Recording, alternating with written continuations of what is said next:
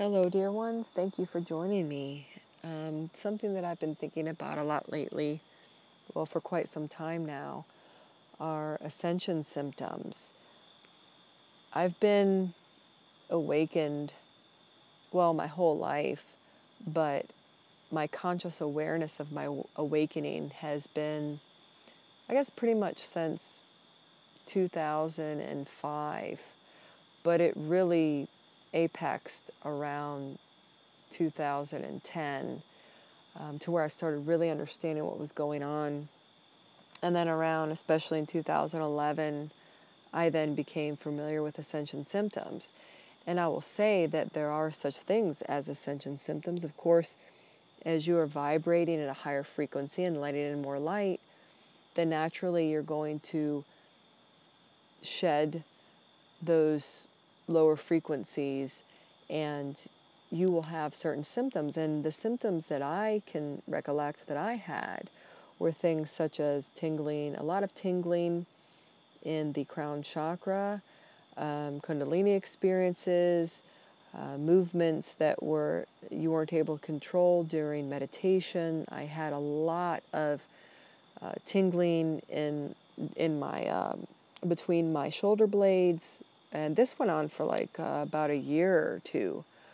And they were pleasant symptoms. They were never anything that felt uncomfortable. They were feelings of bliss, and they felt really nice. I also was gifted with the light language that I speak, and that just came about. And so they were all pleasant experiences. When you're starting to receive more light and your vibrations increase, not everything is a pleasant experience. Most of them were. But when you have deep, deep, deep issues that are coming forth, which are part of healing, you may go through spells of unpleasant feelings and unpleasant thoughts. And that's good, because that's bringing that to the surface to be healed. And that process may go on for quite a while with that up and down sort of thing. But there is a difference. And that's where I ask you to just go a little deeper in and be honest with yourself. When do the ascension symptoms stop, and then the quote unquote disease processes come forward, come to light? Because as you're bringing up these issues, then you'll become more aware of issues that are part of the disease process. And those are not ascension symptoms. Those are not things that we should overlook. Those are things that we should address. And when something is chronic, or something continues and it doesn't feel so good and it continues on, well, then we can't just use spirituality and say, well, these are just ascension symptoms, because then we'll overlook them. And that's not conducive to true healing. And that only keeps us in a cycling pattern. So I just ask you to take some time and think about what's really going on within your body, and what's going on within your environment. And our brain is our master organ, and yes, we have our psyche, our spirit, our soul, and of course they are a very important part of this. Everything is integrative. So we can't neglect the body, the 3D level, the vessel that we are holding our soul in. That's important as well.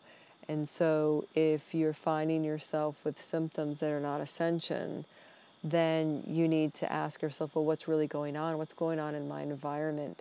Who are the people that I'm surrounding myself with? What about my job? Am I happy with the people that I'm around, the job that I'm in? With myself, what are the thoughts that I tell myself? And I have to tell you that we cannot equate everything and relate everything to ascension symptoms. We have to keep ourselves grounded. We are in this 3D experience. And yes, so many of us want to go home, and we don't feel we belong, but we are here. We are here. So therefore, if we cannot ground ourselves and truly heal ourselves and be responsible for this disease process and be aware of it and understand what this disease process is and how we go about healing it, then we can't very well help other people. So we, just as addictions cover up the true nature of our problems, so can spirituality. So we can find ourselves in a feeling of what we possibly perceive as bliss and enlightenment, but really it can just be the same as an addiction, the cover up for what's truly going on within us.